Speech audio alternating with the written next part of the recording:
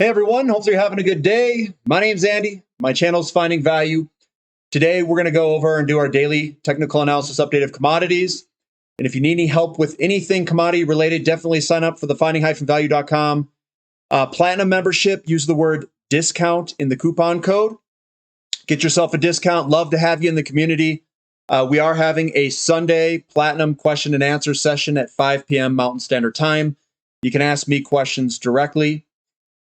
And I'll lead in here, give you my financial opinion. We're going to cover the dollar, yields, walk through precious metals, and then all of the commodities that I follow and ETFs. So let's dive in here, guys. We've got the DXY. The DXY is puking lower. It is puking lower. So what I've gathered, at least in this run-up, tighter monetary conditions, stronger dollar, especially if it's in relationship to other currencies. And now that we're going to get lower inflation, I think that a lot of people are thinking that they're going to loosen monetary conditions at the same time that the euro and yen and all these other ones are going to be tightening conditions. So that relative strength of other currencies is showing up and the weakness in the dollar is coming out, given the monetary tightness versus monetary weakness between the currencies. And right now, the dollar's tanking. Yields are heading lower, down 2.95% for the 10-year yield. That does look like it will continue lower. I also see that in the 30-year yield as well. This is the 30-year yield, also heading lower and looking like that could continue. Bond prices on the 20-year yield look like they're going to roll higher. And with the lowering of yields, now we had lower yields here. But the yield curve really didn't do much. It was basically flat. And it's not uninverting. It's just lowering. The whole curve's lowering right now. So that's really good for, I would say, gold. Oil did very well today. A lot of things did very well today, I should say. The CRB index up about 1%. It has broken to the upside. It kind of came back in the pattern. Now we're starting to reemerge to the upside. I think oil's going big time to the upside.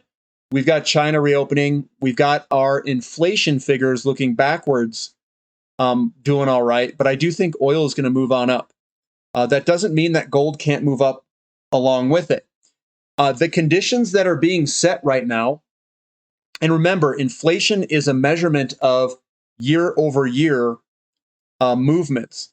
We could go up in oil quite a bit and still be negative because oil was at 120 back in I think it was quarter one or quarter two of 2022. So we can move up quite a bit without really hitting the inflation numbers too much. And I think we are going to go higher here at some point, probably any point this second, I should say. CRB to S&P 500, slightly higher for commodities. Nothing really to brag about here. Just going sideways there. Gold up $22, 1.16%. I had Michael Oliver on. He was talking the line in the sand is 1873. Well, we blew through that. So the momentum is broken. And we could see a big move out of precious metals. Now, I think the mining companies could be a spot to be looking at. And we'll take a look at how they're doing in relationship to each other. So gold's looking fantastic. Nice, strong finish. Looks to go higher. Silver, I redrew this last time. We're in this consolidation pattern. If gold blows to the upside, I don't see why silver wouldn't. That is a bullish engulfing today. Looks fantastic.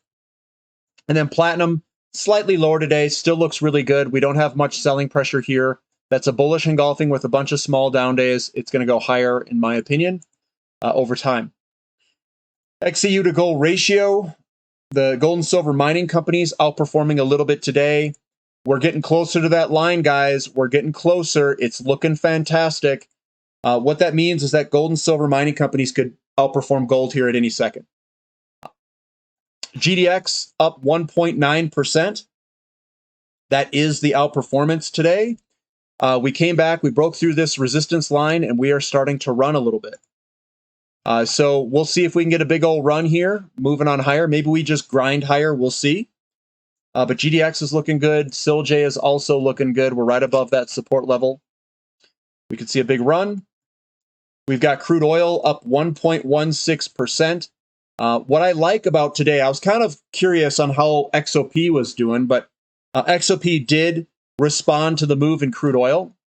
And we need to still break out of crude oil. We're not broken out yet, but I don't see why we wouldn't break out. People are positioning in XOP. If you're part of the channel, guys, or the website, it is game on for all those companies. They are responding in a positive fashion. Everything looks good. Natural gas up 0.3%. It was up a lot more than that earlier. It is still trying to put in a bottom. Give it some time. It'll work its way out. But natural gas just moving sideways. XOP, yeah, you know me, heading higher, broken down trend line. I do think that this could move on higher. The path, again, I'm not the short-term guy where I'm trying to play the short term. I just try to find entry points.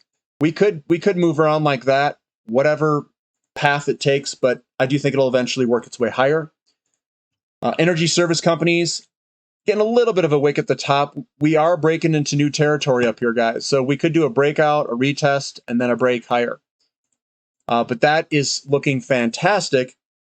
From a long-term perspective, the broken down trend line, and we're starting to stretch our legs out on the candlestick on a monthly basis. Looks really good.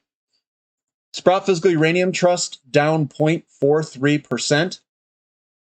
So we were down a little bit. Let's zoom in on the dailies.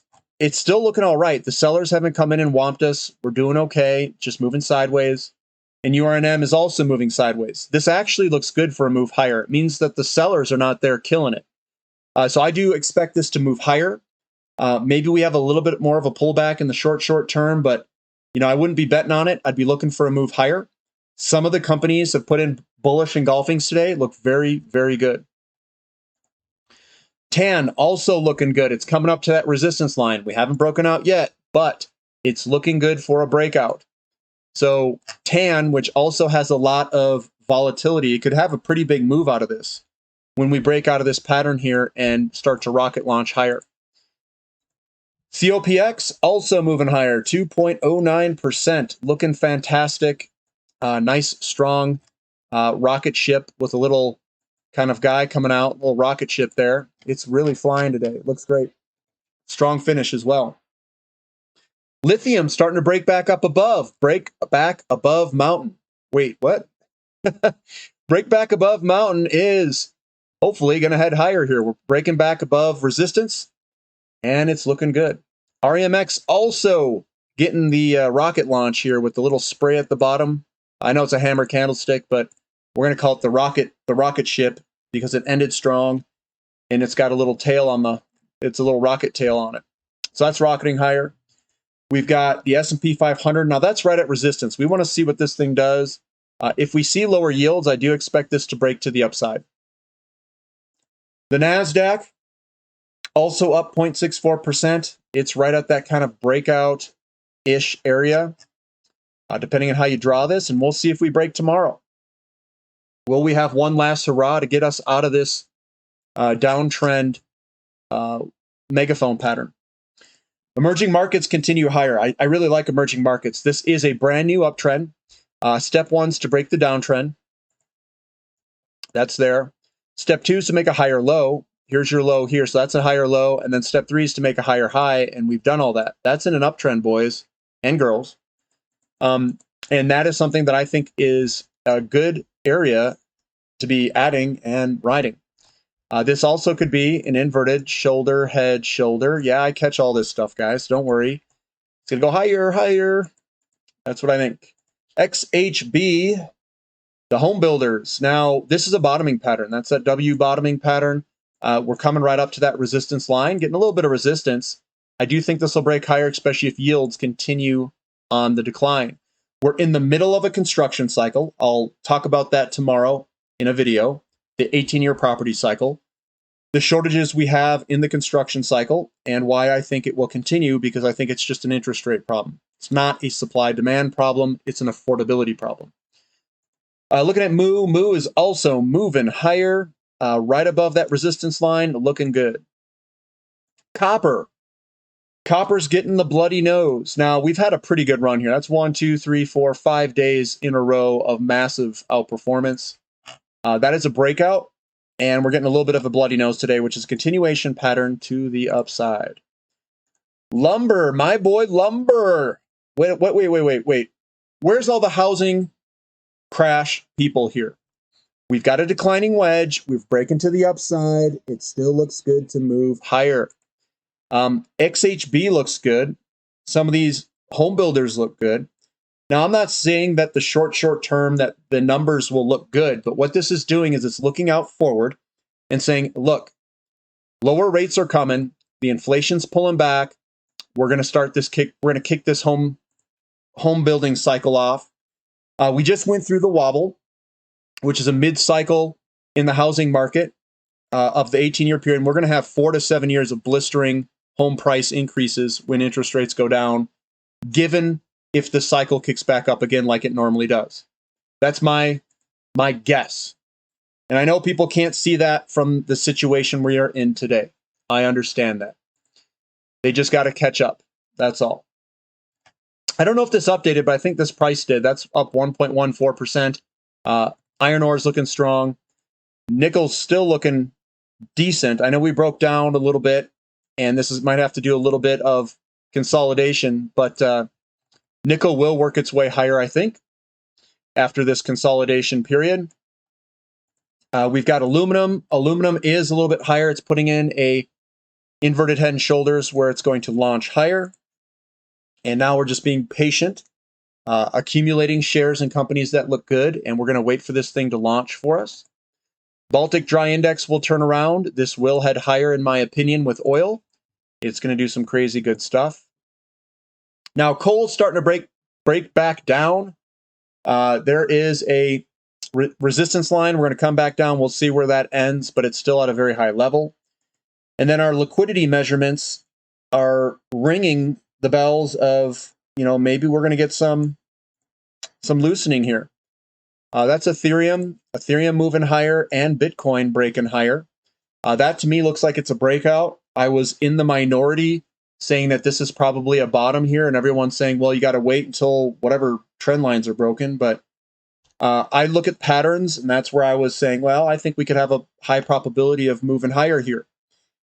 And there's your probability playing out. So that's what we've got for today, guys. Everything looks pretty solid, and we'll see if the momentum can continue tomorrow. I'm still in the camp of a commodity bull market. I'm still in the camp of a housing market that will get reignited when the interest rates come back down. It may take some time. So patience is required. I think we're in the middle of an 18-year property cycle. We're in the middle of the construction cycle. We just did the middle zigzag in the cycle with a potential recession that we just went through. So I do think that that's all aligned quite well with, I'll call it the 2000, 2001, 2002 pullback recession cycle. Is there more left in this thing? We're going to have to find out. I don't know for 100% fact. I don't think anyone knows with 100% certainty what could potentially come up with interest rates being high where they're at. Maybe there's some garbage that needs to go bankrupt and kind of work our way through the system. Very well possible. But everything looks pretty good. Home builders are up. Lumber's up.